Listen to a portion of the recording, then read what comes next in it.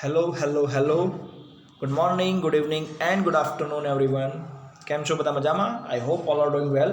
So in the last lecture we have seen unit number 3 is part number 3. Now we move on to the part number 4. So part number 4 is on your screen, that is demotion. ચોથો part તમને આપેલો છે demotion એટલે કે તમે શું કરો છો, કોઈ વ્યક્તિને એક સારી એવી પોઝિશનથી ઉતરતી કક્ષાએ મૂકી દો છો, એને ડિમોશન કહીશું. Okay, so in this chapter also I have made short note on demotion. આ ચેપ્ટરમાં પણ તમને શોર્ટ નોટ આપવામાં આવેલી છે ડિમોશનની. So first of all what is demotion એટલે શું? સો એના માટે આપણને એક ઇકોનોમિક્સ છે DS બીચ, એમને ડેફિનેશન આપેલી છે. સો demotion means the assignment of an individual to a job of a lower rank and pay, usually involving lower level of difficulties and responsibility. So DS beach આપણને એવું કહે છે કે demotion એટલે કે કોઈ એક ઇન્ડિવિજ્યુઅલ વ્યક્તિ છે, એને એની પ્રેઝન્ટ જોબમાં જે રેન્ક આપવામાં આવેલો હતો એનાથી ઉતરતી કક્ષાનો રેન્ક આપવામાં આવશે અને એના અકોર્ડિંગ એની સેલરી પણ ઓછી હશે, સાથે સાથે એની કામની ડિફિકલ્ટી પણ ઓછી હશે અને જે રિસ્પોન્સિબિલિટી છે, જવાબદારી છે, એ પણ ઓછી હશે. તો મેઇનલી આમાં થાય છે શું કે જેમ તમે આગળના પોઈન્ટમાં જોઈ ગયા છો કે ટ્રાન્સફર આપણે ભણ્યા, પ્રમોશન આપણે ભણ્યા. ઓકે, સો એવી રીતે ડિમોશન પણ એક પાર્ટ છે જોબનો. તો ફરી એકવાર આપણે જોઈએ, જેમાં પ્રમોશન હતું એમાં તમને પ્રેઝન્ટ જોબમાંથી સારી એવી જોબ ઉપર મૂકવામાં આવતું હતું, જ્યારે ડિમોશનની અંદર તમારી જે જગ્યા છે ત્યાંથી ઉતારીને કોઈ ઉતરતી કક્ષાએ મૂકવામાં આવે. ઓકે, સો તમને હું એક્ઝામ્પલ દ્વારા આ વસ્તુ સમજાવીશ. For example, there is a clerk. કોઈ ક્લાર્ક છે. ઓકે, હવે એ ક્લાર્ક જો સારું એવું કામ કરશે તો એને કંપની ખુશ થઈને શું બની નાખે છે? મેનેજર બનાવી નાખે છે. ઓકે, સારું એવું કામ કરશે, શું બનાવશે? મેનેજર બનાવશે. તો આ જે કામ કર્યું એના માટે એને આપણે શું કહીશું? પ્રમોશન કહીશું. ઓકે, બટ હવે એ જ ક્લાર્ક જો સારું કામ ન કરે તો આ કંપનીને શું કરી નાખે છે? એની પોઝિશન ચેન્જ કરીને એને પ્યુન બનાવી નાખે છે. શું બનાવી નાખે છે? પ્યોન બનાવી નાખે છે. પ્યુન એટલે કે પટ્ટાવાળો બનાવી નાખે છે. તો ક્લાર્કની પોઝિશનમાંથી પ્યુન બનાવવામાં આવે તો આપણે એને શું કહીશું? ડિમોશન કહીશું. Okay, so this is the difference between promotion and demotion. Promotion એટલે કે તમને સારી એવી જગ્યાએ મૂકવું અને ડિમોશન એટલે કે તમારી સારી જગ્યામાંથી તમને ઉતરતી કક્ષાએ મૂકવું. સિમ્પલ છે કે ક્લર્ક હતો તો ક્લર્કમાંથી જ્યારે એ વ્યક્તિને મેનેજર બનાવવામાં આવશે તો એની રિસ્પોન્સિબિલિટીમાં વધારો થશે, એના પે સ્કેલમાં વધારો થશે, એની જે ડિફિકલ્ટી છે કામ કરવાની એમાં પણ વધારો થશે. Okay, but at the same time જો એ વ્યક્તિને ઉતરતી કક્ષાએ મૂકવામાં આવે, એના રેન્કમાં ઘટાડો કરવામાં આવે, એની સેલરીમાં ઘટાડો કરવામાં આવે, એની રિસ્પોન્સિબિલિટી અને જે ડિફિકલ્ટી છે વર્કની એનામાં પણ ઘટાડો કરવામાં આવે તો એને આપણે શું કહીશું? ડિમોશન કહીશું. આઈ હોપ તમને પ્રમોશન અને ડિમોશનની અંદર ક્લિયર થઈ ગયું છે કે what is promotion and what is demotion. So આ એક્ઝામ્પલ તમે ખાસ કરીને યાદ રાખજો કે જેની અંદર કોઈ ક્લાર્ક હતો, એને મેનેજર બનાવ્યો તો પ્રમોશન થઈ ગયું. હવે ક્લાર્ક છે એને આપણે પ્યુન બનાવી નાખ્યો તો એ શું બની ગયું? ડિમોશન બની ગયું. Okay, now we'll see the causes of demotion. Demotion માટેના કારણો. સો આ જે ડિમોશનના કારણો છે એ તમને સ્ક્રીન ઉપર જોવા મળે છે. સો these are the causes, but here is a printing mistake. તમને જે ફર્સ્ટ વન causes આપેલો છે પેજ નંબર 96 ઉપર બુકની અંદર, when the employee is an proved inefficient, એ આમાં છપાયેલો નથી. સો એ તમે ખાસ ધ્યાનમાં લેજો. Point number 1. સો એ તમને અહીંયા હું લખવાનો ટ્રાય કરું છું. when employee is proved inefficient,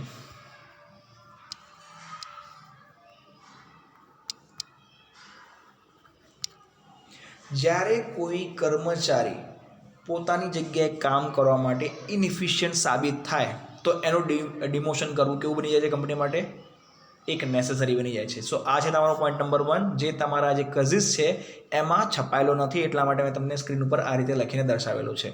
okay, સો એમાં તમને કીધું છે when a worker is failed to do the duties assigned to him and he proves himself as inefficient, or if a person does that job in a wrong, harmful way, then also he prove to be inefficient. એટલે કોઈ કર્મચારીને તમે કામ આપેલું હોય પરંતુ એ જગ્યાએ એ વ્યક્તિ કામ કરવા માટે યોગ્ય હોય જ નહીં, એટલે કે એ કામ પ્રોપરલી ન કરતો હોય તો આપણે એને શું કહીશું?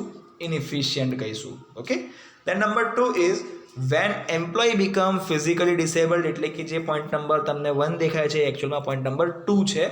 સો એ તમને કીધું છે એની અંદર, if a person loses the efficiency to do the job in a systematic manner due to the physical condition, he can be assigned the less responsible work by demotion. એટલે કોઈ કર્મચારી એક કામ કરવા માટે પરમાનન્ટલી ડિસેબલ થઈ જાય, કેવું થઈ જાય? પરમાનન્ટલી ડિસેબલ થઈ જાય, અથવા તો એ કામ કરવા માટે યોગ્ય નથી એવું ગણવામાં આવે તો આપણે એને શું કહીશું? ઇનએફિશિયન્ટ કહીશું અથવા તો ડિસેબલ્ડ કહીશું. ઓકે. કેમ? ફોર એક્ઝામ્પલ તમને બુકમાં આપેલું છે, if a worker loses the eye sight, કોઈ કર્મચારી છે એ પોતાની જોવાની શક્તિ ગુમાવી નાખે છે અથવા જોવાની શક્તિમાં ઘટાડો થઈ જાય છે. So he can't do the work in a efficient manner, તો એ વ્યક્તિ ઇફિશિયન્ટલી કામ નહીં કરી શકે. And then he or she can be assign the low responsibility work. એટલા માટે એને શું કરવામાં આવશે? કોઈ લો લેવલનું કામ આપવામાં આવશે કે જેની અંદર રિસ્પોન્સિબિલિટી પણ લો હશે. The next one is when a worker become permanently disabled. હવે કોઈ વર્કર છે એ કેવો થઈ જાય છે? પરમાનન્ટલી, એટલે કે પૂરેપૂરો રીતે ડિસેબલ થઈ જાય છે, એટલે કામ કરવા માટે યોગ્ય ગણવામાં આવતો નથી.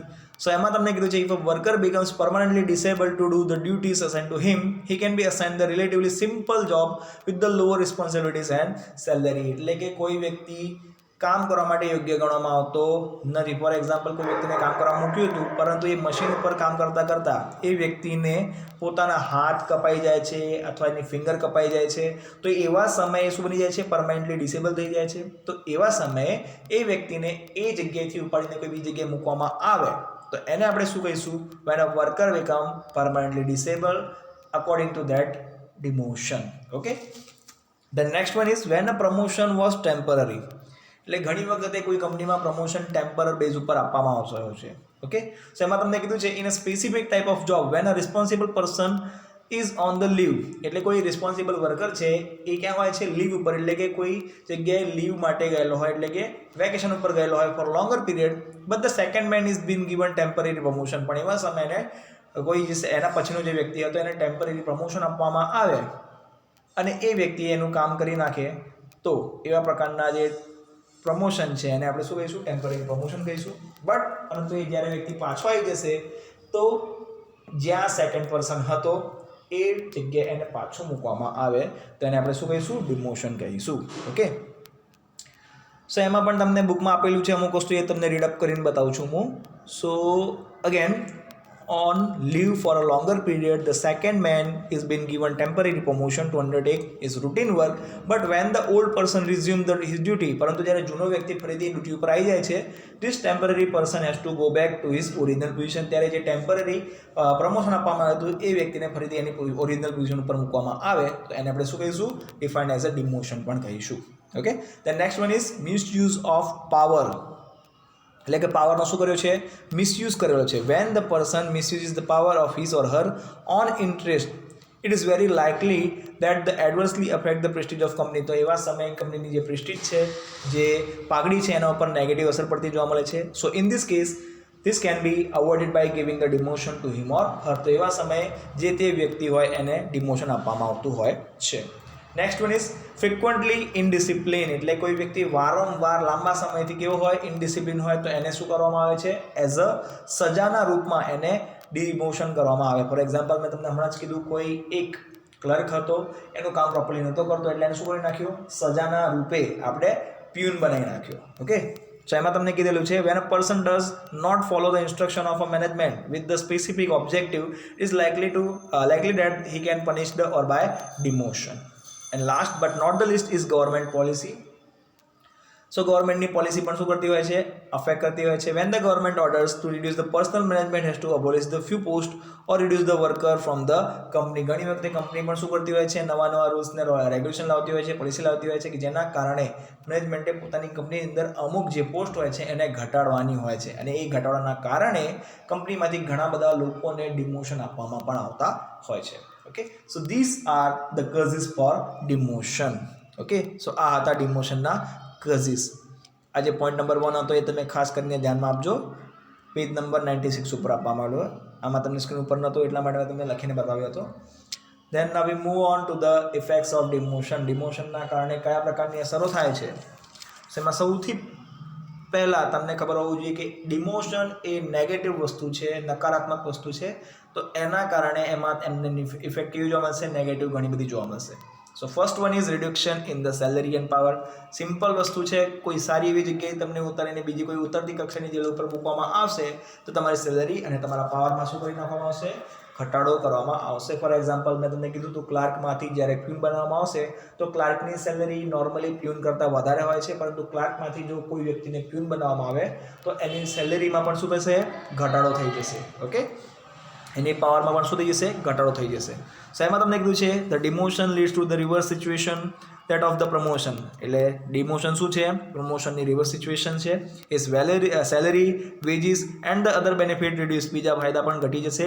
It is also reduce the power and the responsibility. Number 2 is it adversely affect the ego. આના કારણે જે તે વ્યક્તિના જે અહમ હોય છે, ઈગો હોય છે, એને એડવર્સલી અફેક્ટ કરતું હોય છે, નકારાત્મક રીતે અસર પણ કરતું હોય છે. The promotion inspire the worker where the demotion affect them adversely. જો પ્રમોશન આપવામાં આવે તો વર્કર ખુશ થાય છે, ઇન્સ્પાયર થાય છે, પરંતુ ડિમોશન આપવામાં આવે તો એની નેગેટિવ ઇફેક્ટ થતી આપણને જોવા મળે છે. It feel humiliated. એમાં તમને શું લાગે કે ઘણી વખતે તમારી ઇન્સલ્ટ થયેલી છે એવું પણ ફીલ થતું હોય છે. દેર વેજીસ રિડ્યુસ. એમની વેજીસમાં ઘટાડો થાય છે. દે ફીલ હર્ટેડ. એમને એવું લાગે કે એમની સાથે દગો થયેલો છે, ગુનો થયેલો છે. In their family and also among the fellow worker. એટલે કે સહકર્મચારીની સાથે એમનો જોડે શું થયેલો છે? દગા થયેલો છે એવું પણ માનવામાં આવતું હોય છે. Next one is negative feelings about the officer. ડિમોશનના કારણે ઘણી વખતે જે તે વ્યક્તિનું ડિમોશન થયેલું હોય એ પોતાના ઓફિસર્સની સામે નેગેટિવ ફિલિંગ ધરાવતો પણ જોવા મળતો હોય છે. The person who is demoted establishes the negative approach towards the officer. This dissatisfaction mounts with the reduction in the veggies. અને આ જે ડિસેટિસ્ફેક્શન છે એના કારણે જે તે વ્યક્તિના વેજીસમાં પણ ઘટાડો આપણને જોવા મળતો હોય છે. Next one is known cooperation. ઘણી વખતે ડિમોશનના કારણે જે વ્યક્તિને ડિમોટ કરવામાં આવેલો હોય છે એ શું કરે છે? એના જેટલા પણ ઓફિસર છે એની સામે નોન કોઓપરેટિવ થઈ જતો હોય છે.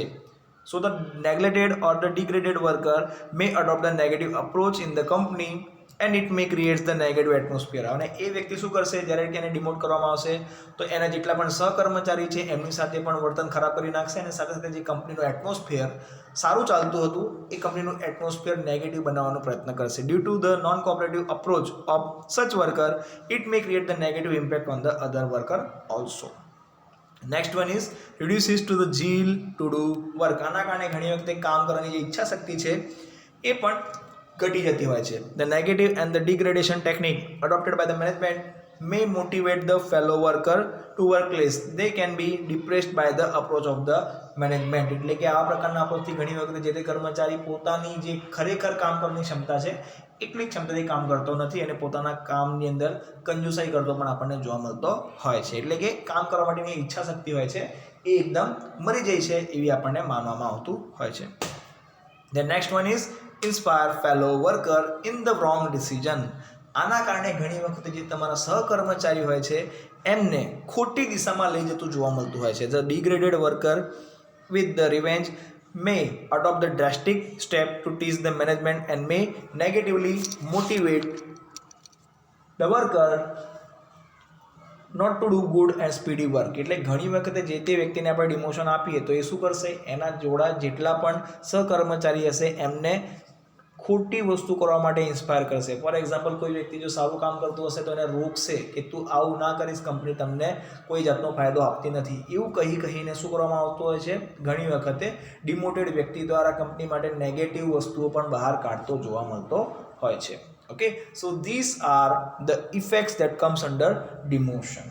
ઓકે, ઓન પેજ નંબર 98 તમને guideline principal of the demotion એટલે કે સજેશન્સ પણ આપવામાં આવેલા છે. એ એક વખત તમારે જાતે વાંચી લેવાના છે. આઈ હોપ તમે એક વખત વાંચી જશો તમને ક્લિયર અપ થઈ જશે. Steel if you have any kind of doubts or queries તમે કમેન્ટ બોક્સમાં કમેન્ટ કરી શકો છો. તમને હું એ વસ્તુ વિશે ડિસ્કસ પણ કરીશ. Okay, so that's it about the part number 4 demotion and its question number 1 that is short note on demotion. અહીંયા આપણો question number 1 short note on demotion એ પૂરો થાય છે. મળીએ in the next lecture. Till then, read hard, study hard. Bye bye and take care.